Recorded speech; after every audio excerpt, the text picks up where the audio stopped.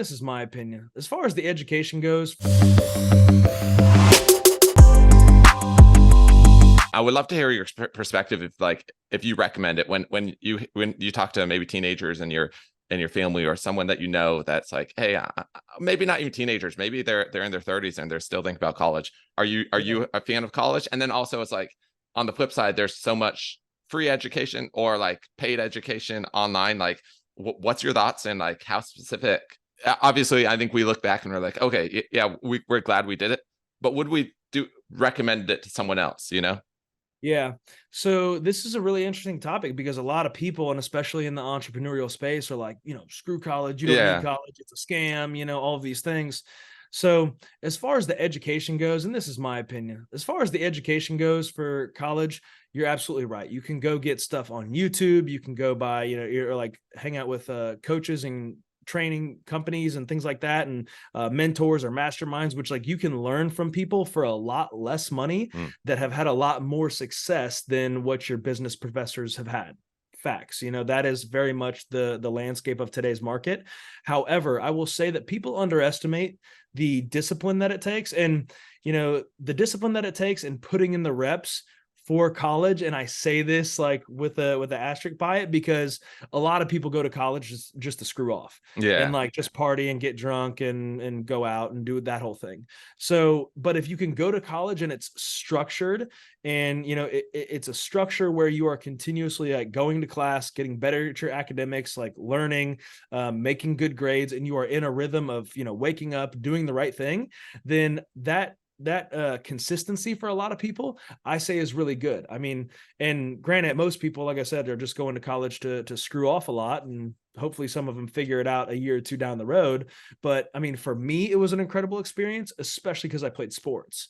So like we didn't have time to screw off, Yeah. like from 5 a.m. to 8 or 9 p.m. every single day. Like if we're not in class or study hall or doing our work, then we're grinding in the weight room. We're at practice. We're doing 2-a-days. We're like doing the really, really hard things.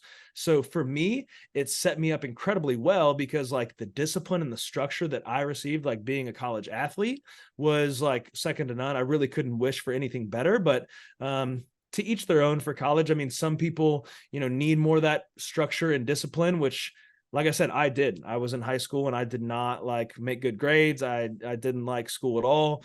And me going to college was a really good thing for me, and helped me out with a lot of discipline, consistency, but also the knowledge as well. I gained a lot of knowledge, from Yeah. college. So What grateful. what what was your experience with MBA? Like, how long did that take you? And was that like kind of same format? You same college, staying on campus, or like, Yeah. yeah, tell me about that experience. Yeah. So with the NBA, I actually, because when you go play college football, they give you 5 years to play. They Hmm. give you a redshirt year, and then they give you 4 years to actually play. So Southeastern University it was like a 1 year MBA.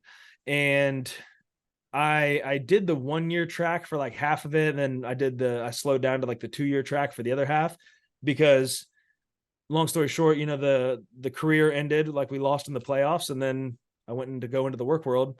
And so yeah, I finished the MBA in about 18 months or so. Okay, cool. But if you're already in college, like highly recommend it, because I don't know, like I would never probably go back after you're in the world, start making money and raising a family and doing all those things. So I probably would have never went back and did my MBA. But for me to kind of bite down and do it during that time, it was a really good experience. And I'll say about the MBA, a lot of people, with the NBA, they put a lot of weight on it.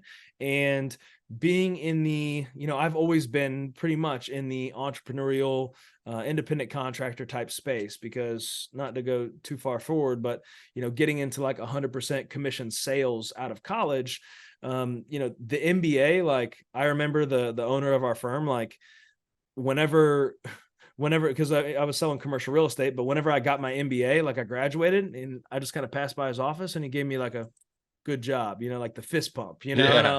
and I was like, I appreciate it. But a lot of people are expecting like a $10,000 raise or a promotion or any of these things. But for me, what an MBA really did, like the letters behind my name, like did not do much of anything. I don't think I've ever branded that or put that on anything. It might say it like in my bios and stuff, but for the most part, you know, the NBA, what it really did for me was it helped me.